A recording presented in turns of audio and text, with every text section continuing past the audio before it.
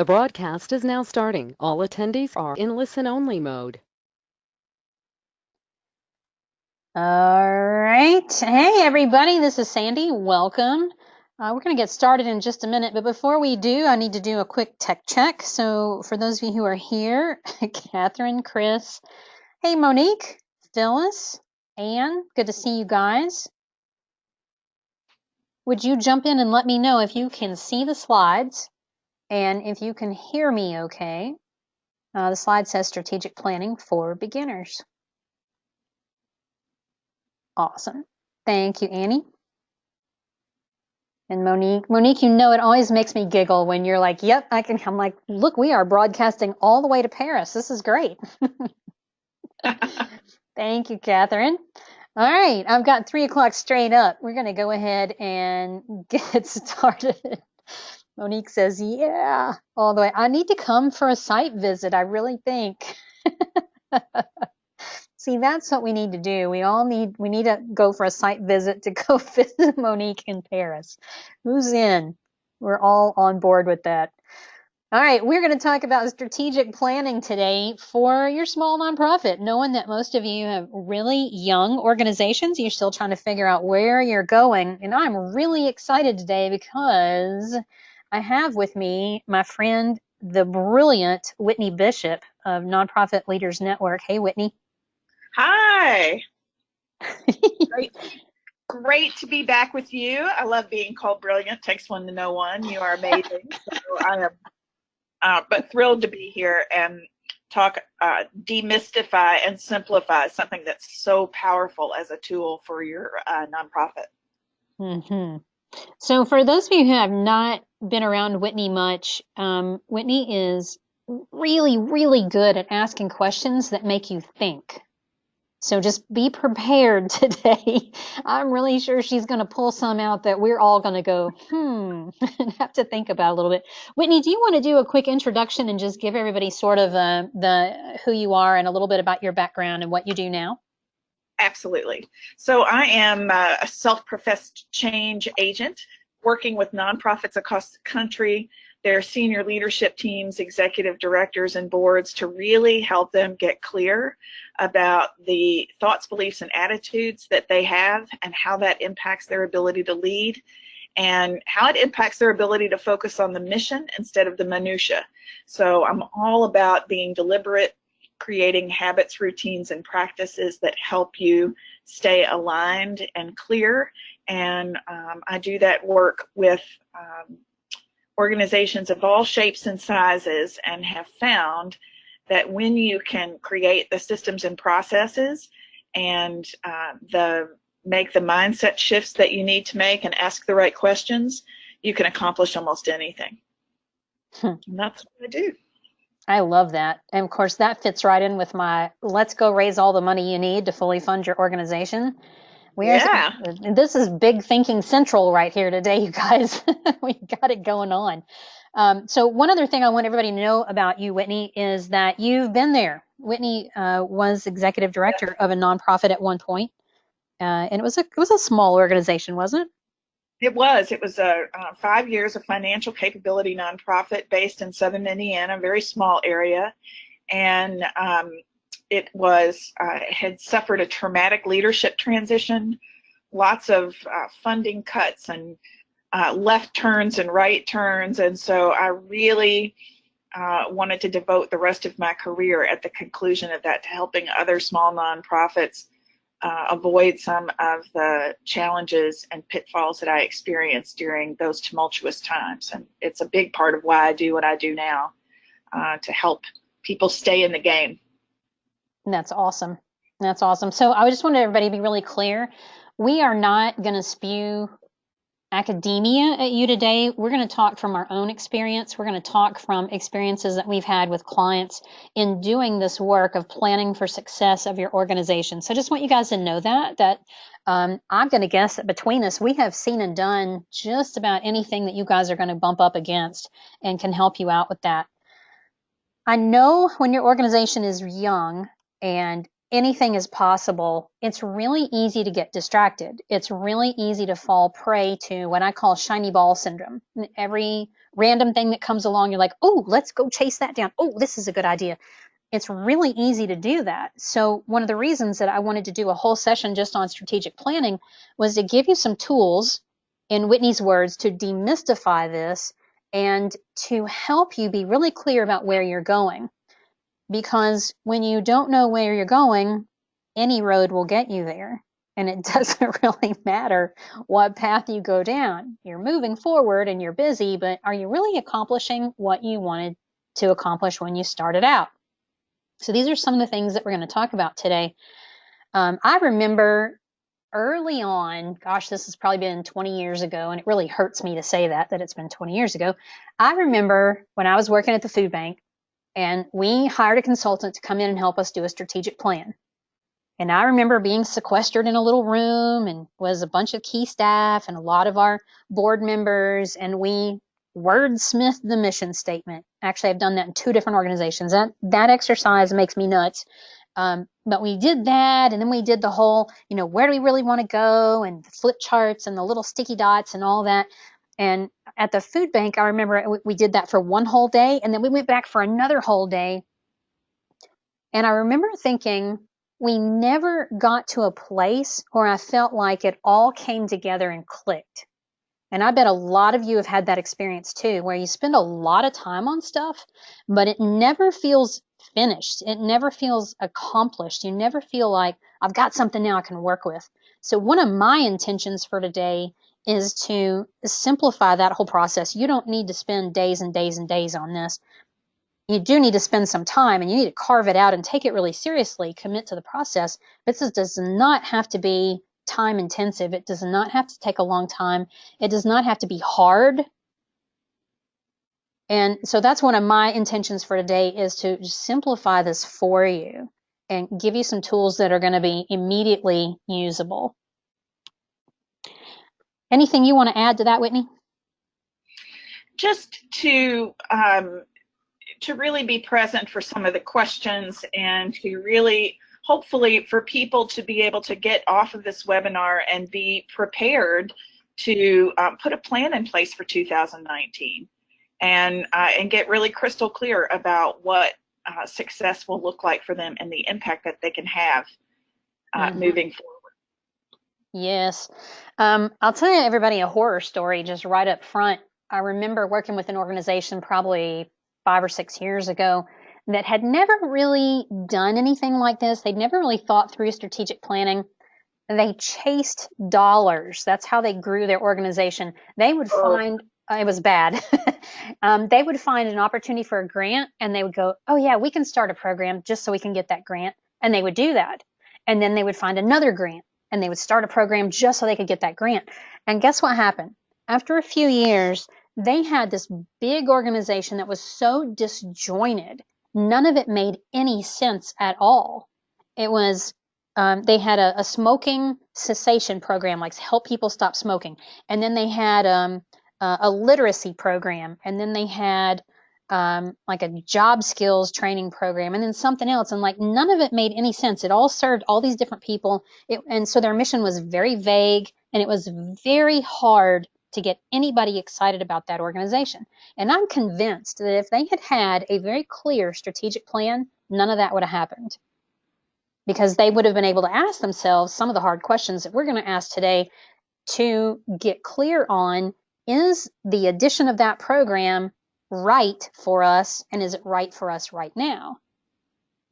So that's what we don't want for you. We don't want you chasing dollars. We don't want you going down paths that don't have anything to do with what your organization was founded to do. And a good strategic plan will keep you really clear. So what we're going to talk about today is what strategic planning really is. I love this language of demystifying it, because it can seem like this really heady, ethereal, complicated thing, and it doesn't have to be. We're going to talk about how to keep it simple and how to keep your plan alive, so that once you get it done, how do you make sure that it doesn't become what I call a binder exercise, where you put something together and then it goes in a binder on the shelf and you never look at it again. So that's where we're going today. So let's start by talking about what strategic planning really is.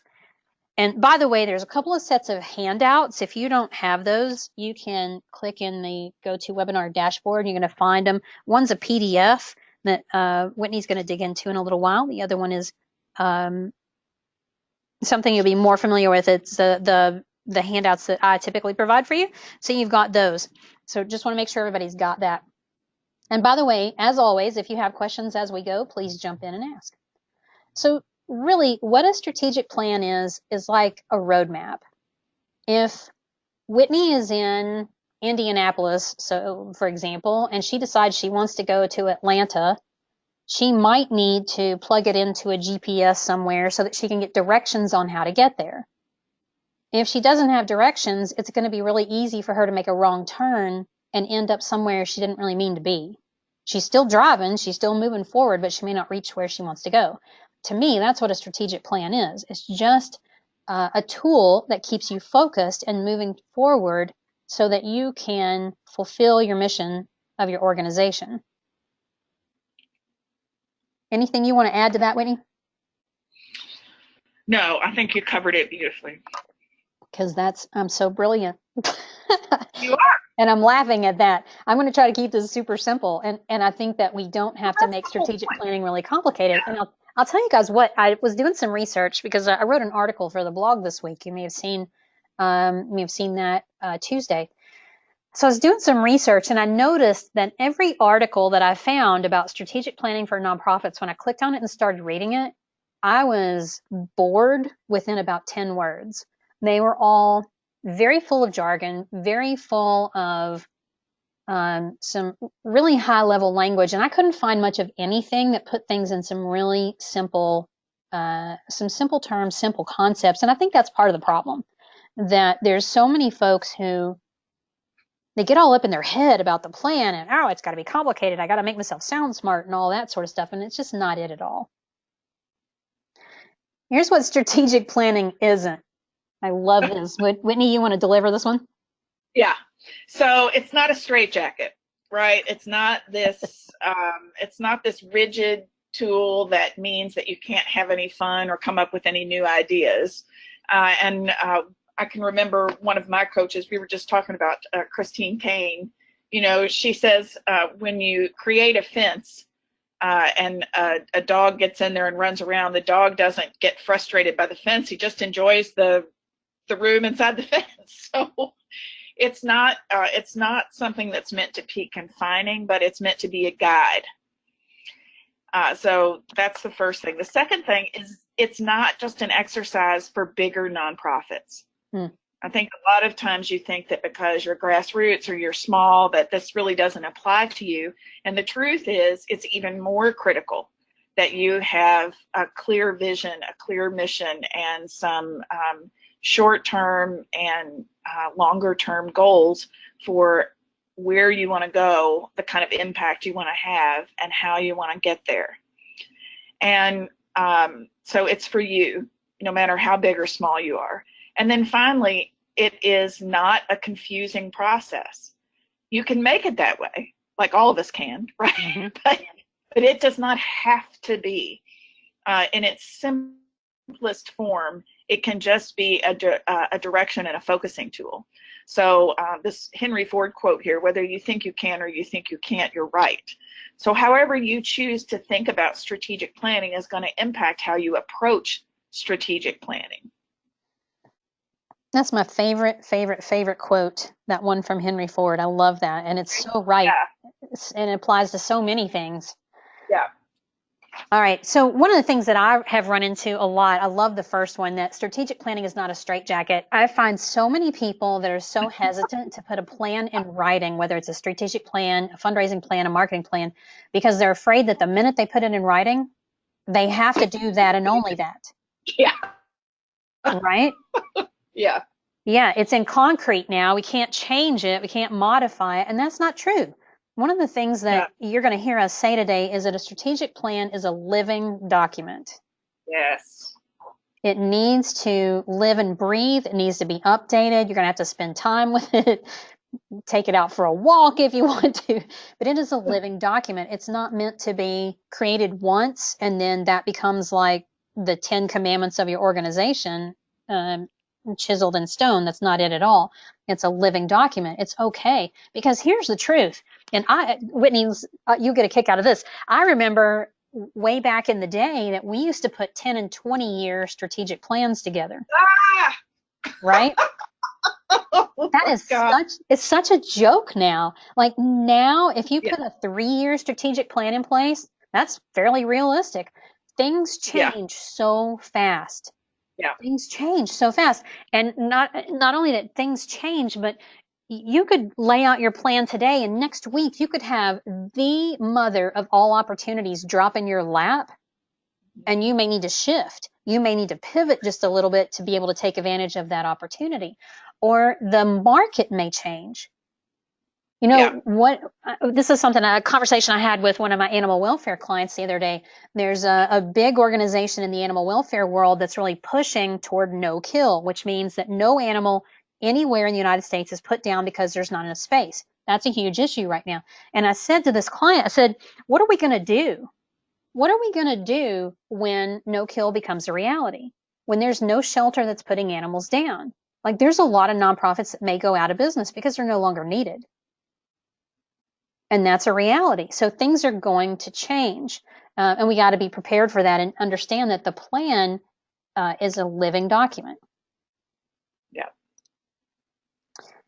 Ooh, I'm going to be getting on my soapbox pretty fast about some of this stuff today. Like, woo. Yeah. The preaching is coming out. Here it comes. Okay, so we're going to keep it pretty simple as we move through things today. You can, like Whitney said, you can make this really complicated, you can make it confusing, or we can keep it really simple. And really, this graphic describes things pretty clearly, that we're going to be able to take an idea that you have for helping your organization fulfill its mission, make that into a plan, turn it into action, and then you start moving forward and you're getting stuff done and you're doing what you set out to do. That's really the gist of all of this. And I love that. I love that for keeping it super simple. So I wanted to show you this. We're going to work for a few minutes with this structure. And I'm going to walk you through this and then we're going to do an example. So this is a way to think about it, even a process that you can follow for strategic planning. And it all starts with your mission. So you've got to be super clear about what your organization is here to do.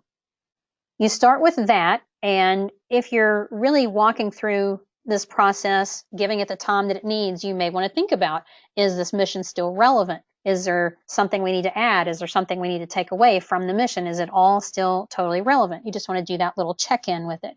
But the mission's going to drive everything else. So if you look in your handouts on page 3, I've got an example that I started here, and I picked a food pantry as our example organization because I thought that would be pretty simple for everybody to follow along. It was pretty easy for me to figure out what I would do if I had a community food pantry, maybe serving a smallish town, and it's set up as a nonprofit. So let's assume this community food pantry is a couple of years old and is ready to do some strategic planning. So the mission of the community food pantry is to provide food to people in our neighborhood who need it. Now, if I was really doing a good job, if I was really part of this real organization, we'd probably flesh that out a little bit about exactly who and what exactly defines need. But for purposes of this exercise, I thought, yeah, we'll just keep it kind of simple. That's the mission of the organization, is to provide food to people in our neighborhood who need it. All right, so then you sit around and you think, okay, and you might can do this with staff, some board members, maybe some key volunteers to say, if we're going to provide food to people in our neighborhood who need it, what does that look like? And what do we need to do in the next 3 years in order to make that happen? The other thing that popped in my head, and having worked in food rescue services before, is that if we're going to provide food to people who need it, does that mean absolutely all of them? Are we basically trying to eliminate hunger in our neighborhood? That's an edgier goal, and a good goal in my opinion. It's easier to raise money for. But if we're just here to provide food, look what the long range goal became. Oh, maybe the long range goal was, oh yeah, we're going to eliminate hunger in our zip code within 5 years. So maybe the neighborhood spans a couple of zip codes, and So we decided the long-range goal is we're going to eliminate hunger in the one zip code within 5 years. Okay, that's a long-range goal, and that's really clear. Can we measure food insecurity in a particular zip code?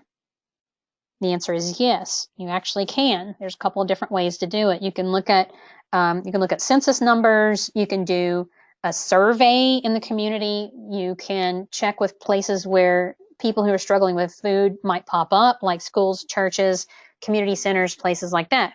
So you can measure what that looks like. Why is that important? You're going to see it in a minute with the success measures. What are some strategies for eliminating hunger in that zip code within 5 years? One strategy might be that the food pantry needs to be open more often. This is a really common issue. A lot of times food pantries, particularly that are done in conjunction with churches, are open a couple of days a week. And what I hate about that, it's at the convenience of the volunteer. And there's a food pantry here in my little town, and it is run out of some space with one of the local churches, and it's open from like 10 a.m. to noon. And it's some retired ladies that go in there and work. And the problem is the folks who are working poor cannot get there between 10 and noon. And so they need that food pantry to be open at different times. How do you figure this out? You start by asking questions. And that's one of the things that we're going to be pushing you today is, are the services that we are providing meeting the need? If you're satisfied with the status quo of your services, you'll never find out. You'll never know if what you're doing is delivering the results that you're really intending to get or not. That, to me, this understanding that you've got to be open at the time when people who need you can get there, that was a real eye-opener to me when I was working in the food bank world and understood that, if you really want to get food to people, it's got to work in their schedule because they can't just get off from work to go get food. So that's one of the strategies. Another one might be to plant a community garden. One of the issues in food, when you're providing emergency food services, is that those folks tend to not get a lot of fresh fruits and vegetables. Produce is expensive. When you plant a community garden, you actually can do a couple of different things. You can provide that produce, but you also, in creating a community garden, can create an opportunity for those families who are going to receive the food to come and be a part of creating the garden and tending the garden. And now all of a sudden, it doesn't feel like charity to them. It feels like something they're participating in. So that's another strategy. The third one was to offer nutrition classes. How is that going to impact hunger? Well, there's some foods that are going to fill you up better and be better for your body and provide better fuel for you than others. And what happens here in the United States, people tend to not eat real well. And the food that's easy to get a hold of, the food that's cheap, is the worst for you most of the time. So really eliminating hunger and doing it in a way that really honors the people that you're serving needs to have some element of nutrition in it. All right, so let me just stop right there and see, is this making sense to you to start with the mission and then figure out some long-range goals and then start to dig into the strategies that are going to help you make those long-range goals a reality? Questions about that? Comments from Whitney?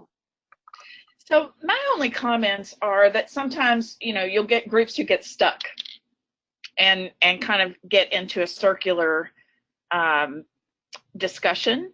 And my recommendation when that happens is to generate some questions instead of ideas. Get the whole group to just start really brainstorming on some questions, because that will help you get to some of the assumptions that may be underneath the reason why you can't move forward. Does that make sense? Mm-hmm. So when you find yourself in this process, when you find yourself getting stuck, it might be a good time, instead of trying to come up with more ideas, to say, what assumptions are we making? What questions do we have? What are the questions that we're asking? What are the questions we're not asking? I think sometimes that can be really helpful to get you out of that spot where you're stuck and you can't fill in these boxes. Mm-hmm. Yeah, I like that a lot. If you're asking about assumptions, you could ask yourself as a group, what are we assuming that's true? Yeah. What are we assuming that's true? And one of the benefits of having different perspectives in that group. So, for example, if you are doing this planning exercise just with 3 board members, there may not be enough diversity of perspective in that group to see this issue of we need different hours. You know, if you use this example that I started here and ask yourself, what are we assuming that's true? One of the things you might find is we're assuming that that people are going to get to the food pantry whenever it's open, regardless of when that is. So I like that, questioning what's true, questioning the assumptions, um, really digging into um, what could be different. Yeah. Now, one of the things that I've seen people struggle with is the difference between long range goals and strategies and how do we know what goes where. And here's how I like to think about it. Just start with the mission, whatever it is you're trying to do. And Phyllis Spengler, I may pick on you because I'm familiar with your organization. So Phyllis's organization is about 45 minutes away from me. They provide services. It's adult daycare services. So if you had somebody in your family who maybe had Alzheimer's, dementia, something like that, and you couldn't leave them home alone during the day, Phyllis's organization provides a safe place for those people to go, have some fun during the day, be cared for, um, eat properly during the day, and basically be safe. So that's a great organization. So if you start with the mission of the organization, and then you got to think about what are you trying to accomplish? Are you good with status quo? Here's where those questions come in really handy. How many people are we serving? What's the need? Are there people out there who need our services who don't have access to them right now? Are we happy with the level of service that we're providing? Are we happy with both quantity and quality? You can look at both of those kind of things. And so maybe Phyllis's organization says, we're really happy with the quality, but we think there's more people. And as a matter of fact, Phyllis's organization normally has some kind of waiting list. So that long range goal could be, we're going to eliminate the waiting list inside of the next 3 years. Okay, that's a good long range goal. All right, now you ask yourself, how are we going to do that? What's it going to take to do that? And guess what those become? Those become your strategies, how you're going to eliminate that waiting list.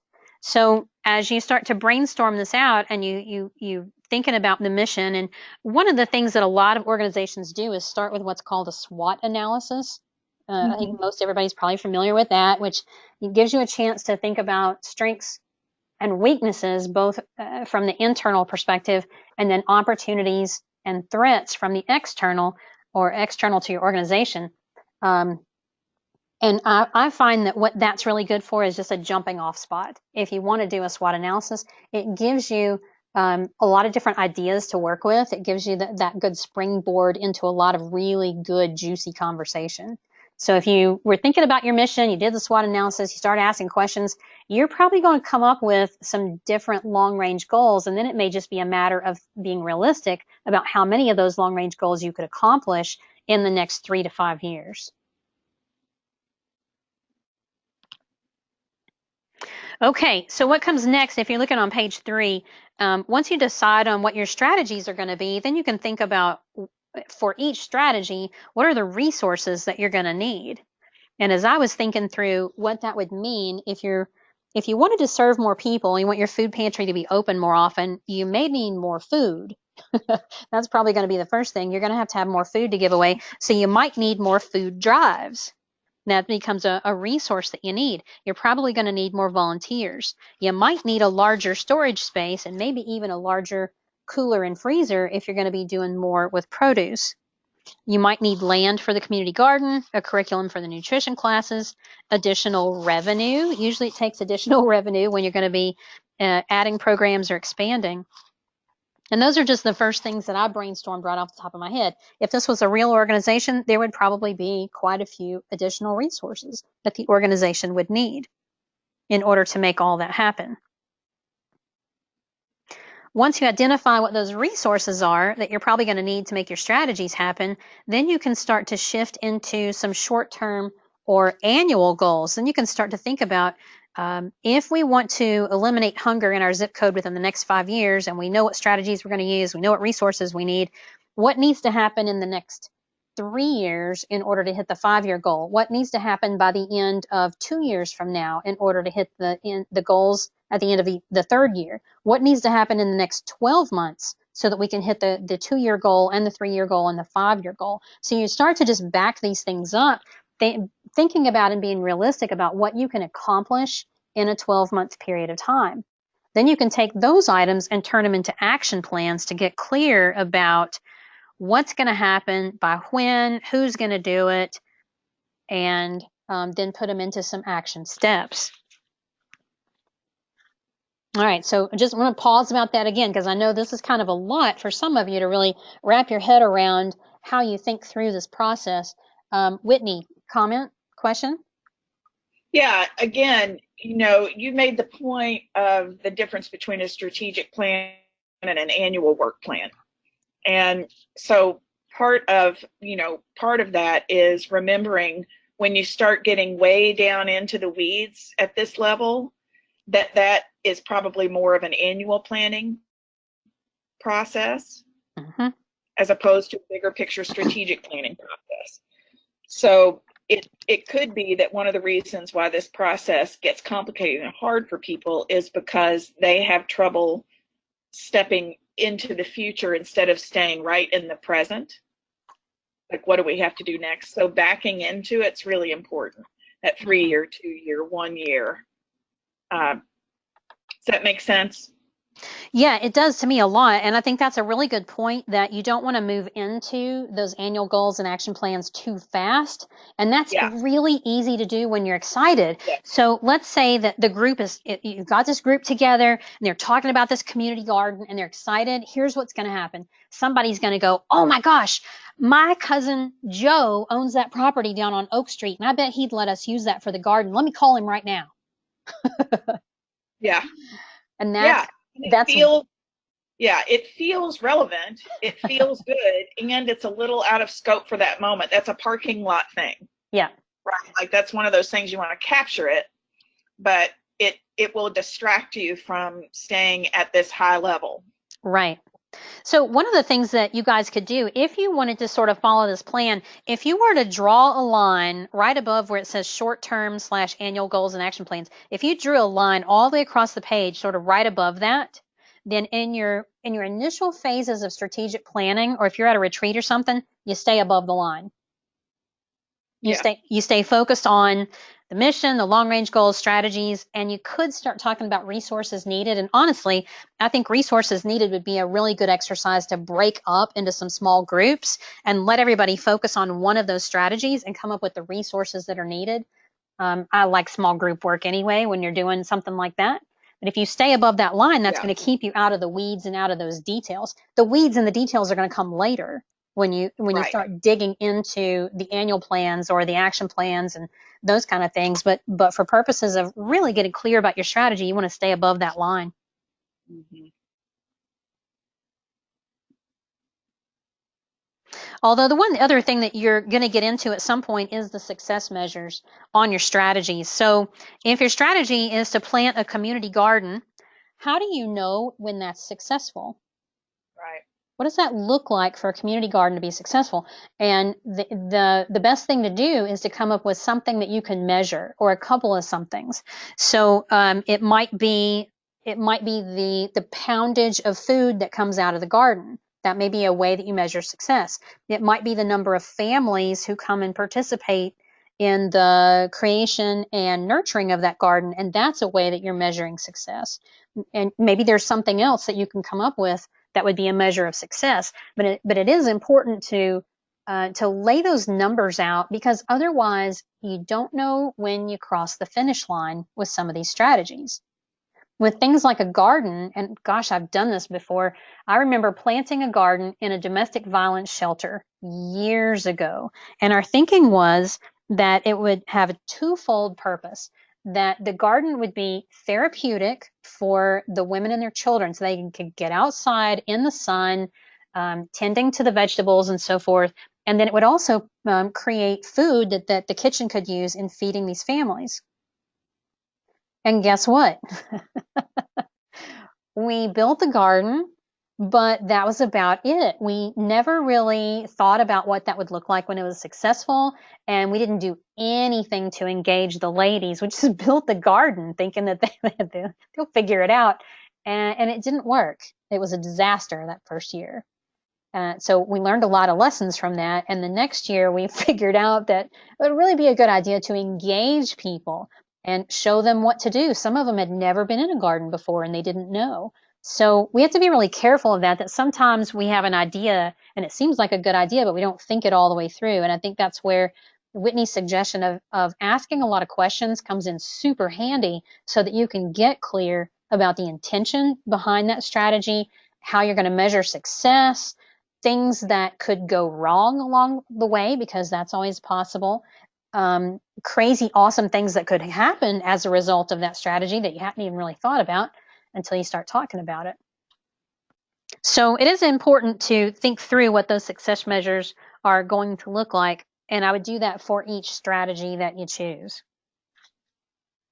All right, you guys are being awful quiet. Check in with me, type in the question box and let me know if you're following along, you're pondering, thinking about how this applies to you, totally lost, loving it, just whatever's coming up for you. Would you just put in there so I can take the temperature of the group and figure out where we are? Maybe you're all taking notes so frantically, it's difficult to. Oh, perfect. Monique's got a retreat on Saturday, so she's thinking about how she can apply this for her group. That's awesome. And Monique, if you have specific questions, don't be afraid to ask. It's part of what we're here for. All right, I wanted to show you a couple of things.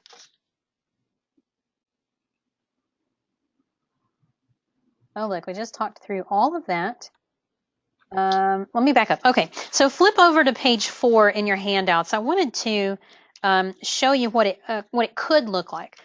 One of the things that I hear a lot when I'm talking about fundraising planning is people get really hung up on the format.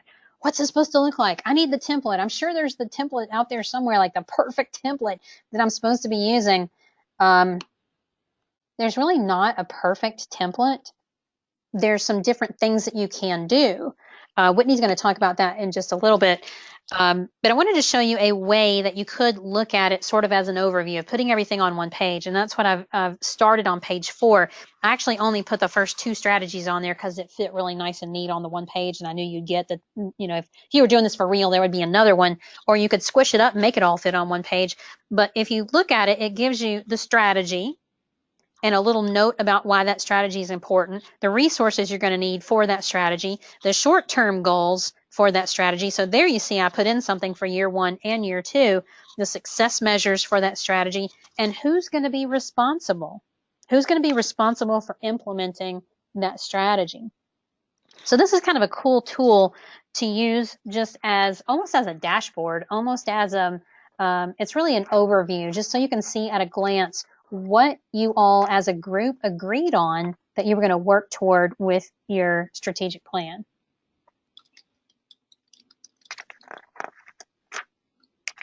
All right. I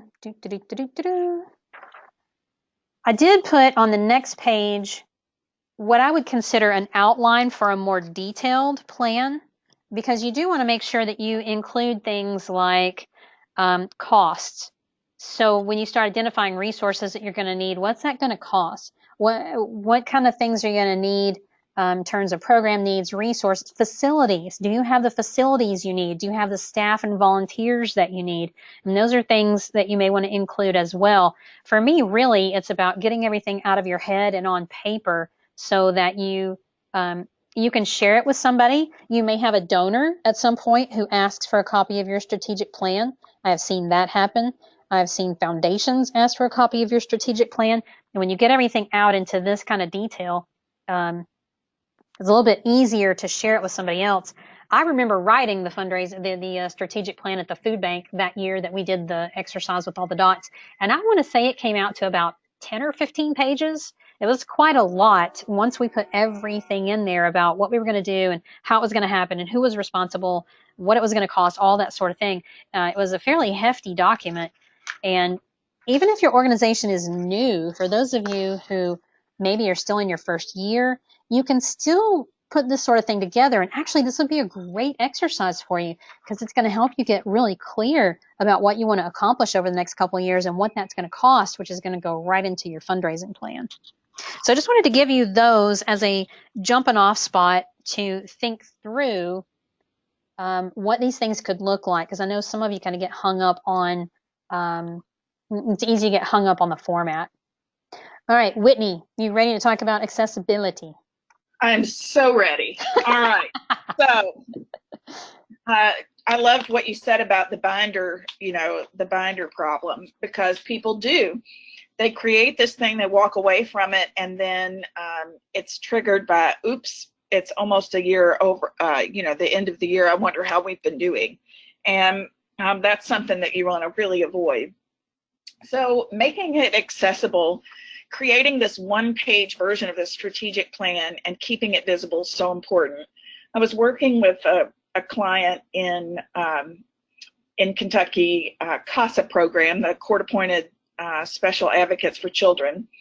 And one of the things that they did was they created this one-page version that had the mission, the vision, the values, the sort of key strategic elements and areas of focus, and the impact.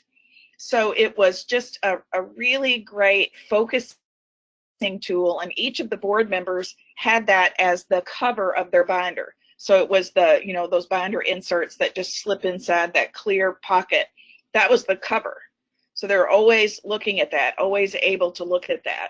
And it was such a great tool for helping them remember why they're doing what they're doing and what they're focused on. And so it made it more conversational. So that one-page version is great. Next, you want to think about making the full version of the strategic plan easy to absorb and understand. So another client sent me a copy of their strategic plan, and I almost went blind. It was done in an Excel spreadsheet, and all of the cells were darkened, right? So it literally hurt my eyes, and I couldn't make any sense out of it. And that's what they were using as their tool when they were talking about the strategic plan. Now, if I were a member of that board, I would probably not look at that more than once, just because it's not how I best absorb information, and it's not easy to understand. That may be a great tracking document for tracking the success of the plan, but it is not a great way to help people interact with the strategic plan. Sandy, would you have anything to add to either of those two things with some of the clients you've worked with? I think anytime that you can remove a barrier to people reading and understanding something, it's a good use of your time. So what that means in that case, and I'm laughing about the Excel sheet with the cells all dark. Oh my God, it was awful. That's a barrier. If the cells are so dark, if they're shaded in and people can't read it, that's a barrier. And it was really small and, cramped up. There was no way you could print it. It was not designed to be easy to absorb and understand.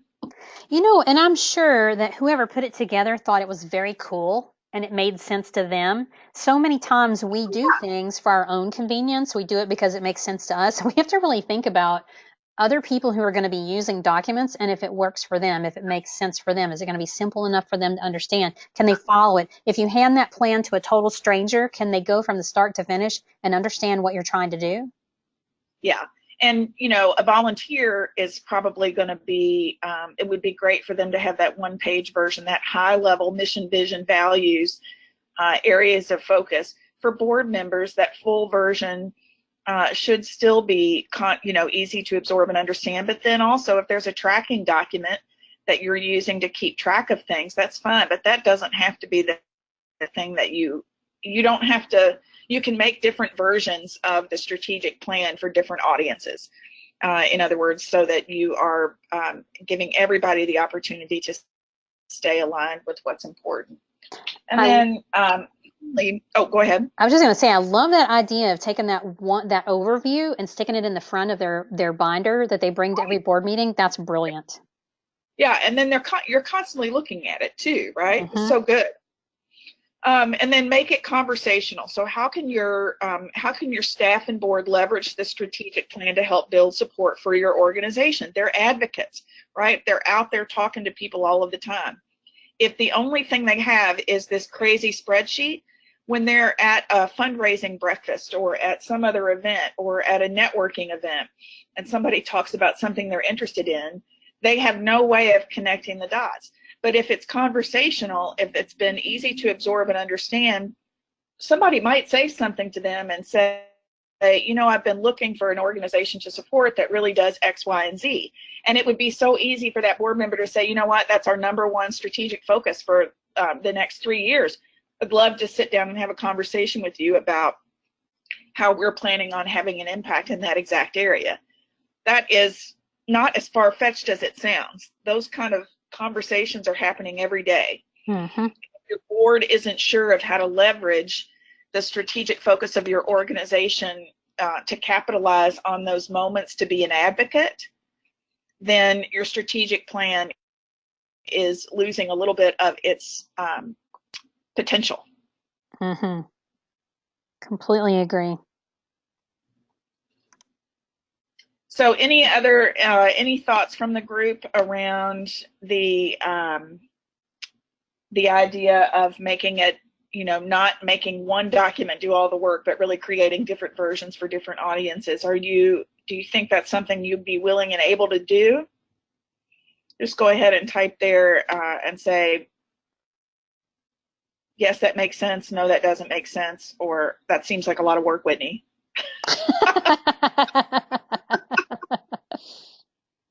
You can always find a good volunteer to do that for you.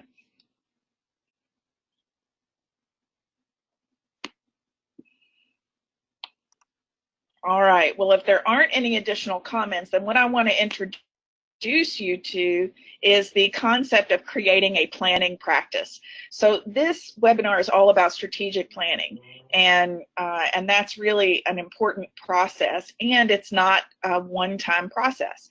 It is something that you create, but something that you align with and continue to evolve. And this is one of my favorite quotes, Sandy. Your system is perfectly designed to give you the results you're getting.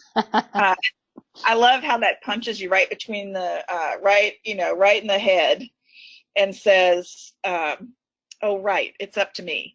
So when you are looking at the strategic planning process, it typically is an annual process where you're looking at that, but then there's also some quarterly elements, some monthly elements, some weekly elements that you can integrate to make it easier for everybody in your organization to help things move forward and keep the momentum going.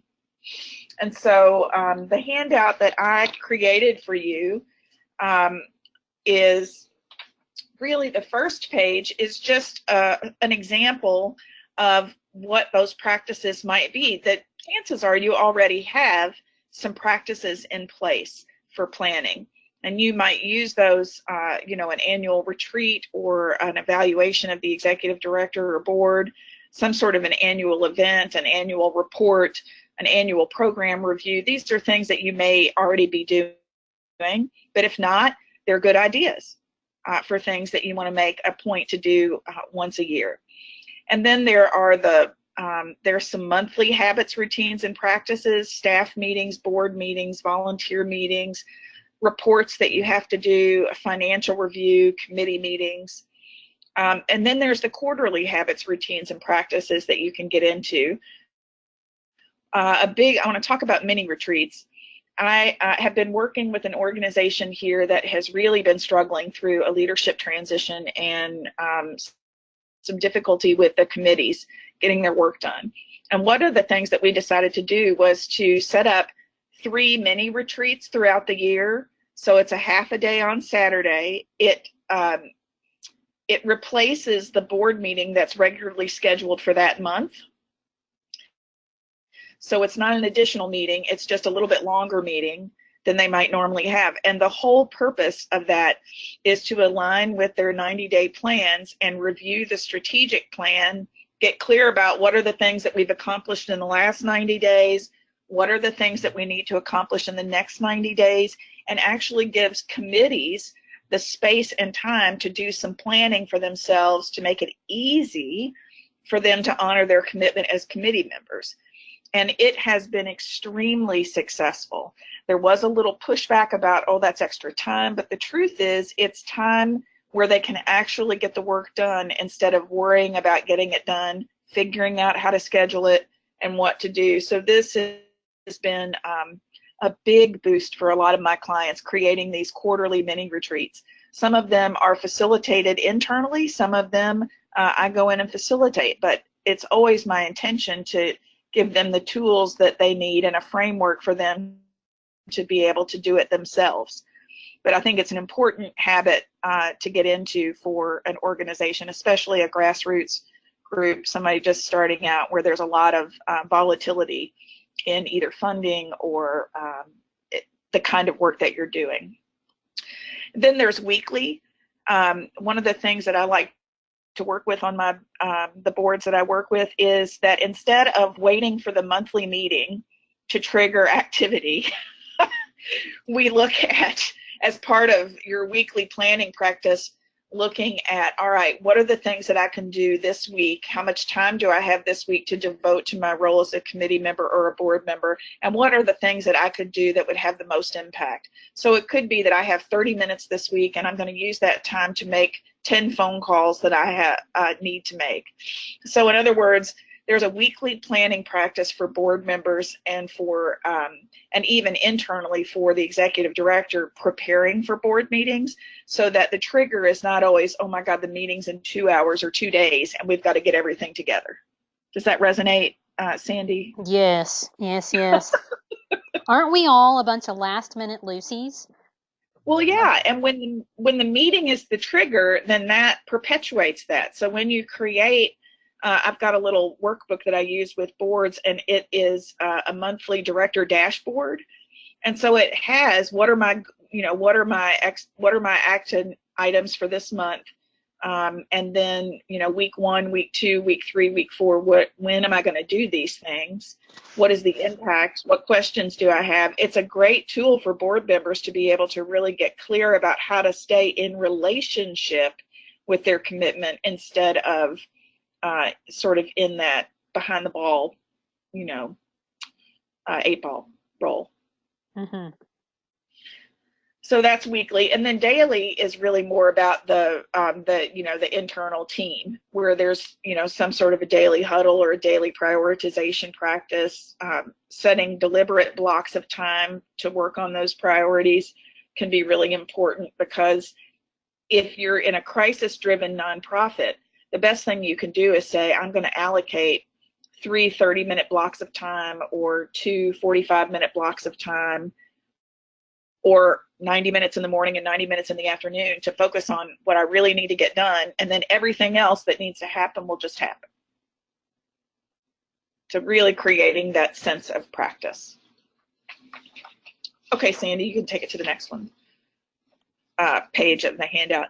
So what I am inviting you to do after this webinar is to really think about what are the annual habits, routines, and practices that you have in place, and how effective are they? How do they serve you? What's missing? What could you add to ensure that you're focusing on the mission instead of the minutia?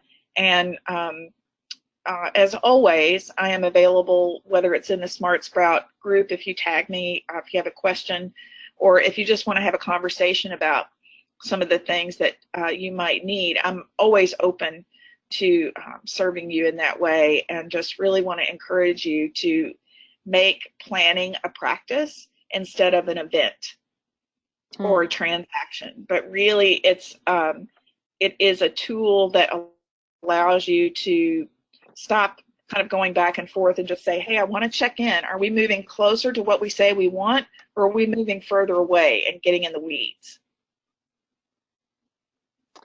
Ooh, I love that. Make planning a practice, not an event. That's awesome. Yes. Yes. Whew. Boy, did everybody write that down? Make planning a practice, not an event. Told you, Whitney's brilliant.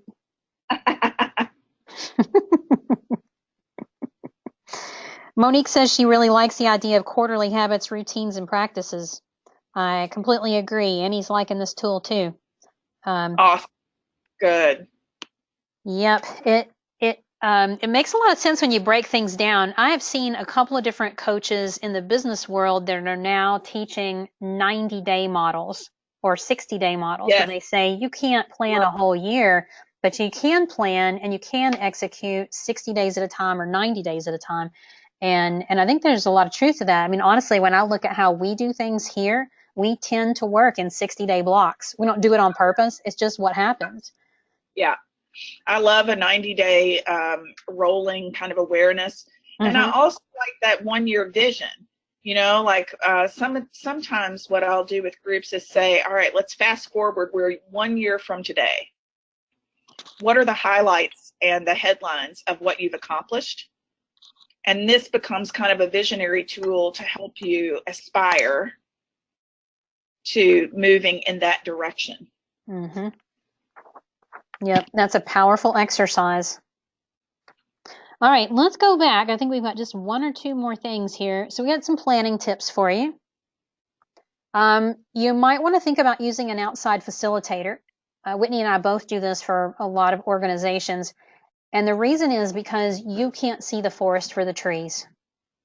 There are times when, for my own organization, I will bring in an outside facilitator because I'm not the best person to lead a strategic conversation if I am already bought into different things that are going on in the organization. It just makes sense to get somebody who doesn't have a bias to help you think. You do need to commit to the process. I know some of you are really busy and you try to move through an awful lot of things. You don't want to just gloss through this. You don't want to hit this really fast just so you can check the block and say that you did it. Commit to the process. Give it the time that it needs, because you have to ask the hard questions. And I was channeling some of you yesterday as I put this together and realized you're going to say, well, give me some example hard questions. That's on page 6 in your handouts. And they're hard because you may have to let go of some sacred cows. You may have to let go of some programs that have been part of your organization for years and years, but they're no longer effective or productive. And it may be time for you to say, I think that it's time for us to let that go. You may have to really look if your organization is duplicating services. That's a big sticking point with a lot of donors these days. They don't want to give to organizations that are doing something that another organization is also doing. Yeah. So I got just some list of hard questions in there on page 6. You can add to it as you need to. You want to involve some of your stakeholders. Who are your stakeholders? Well, obviously your board, staff, volunteers. You might ask a few donors. If you have a couple of donors that you think might really be valuable in participating in this process, you might ask them, or people who participate in your programs.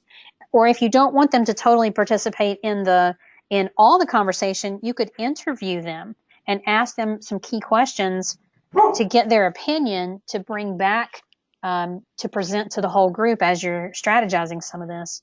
And then, of course, we've said it already, it's a living document. You have to update it regularly. And that's what Whitney was really pointing out, that you've got to be looking at this thing regularly, quarterly, monthly, weekly, to make sure that it's relevant and that it stays top of mind. Because otherwise, you can go through the whole process and put the strategic plan together, and it was just maybe fun, or it was a binder activity. You really want to be real. You got to look at it regularly and keep it updated.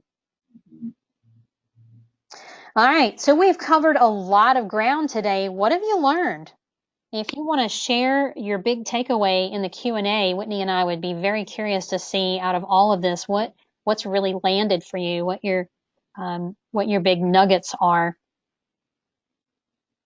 And as always, one of the things that I'm going to suggest that you do is to look at one thing from your notes, circle it or highlight it or something, one thing that you can do in the coming week to get started working on your strategic plan.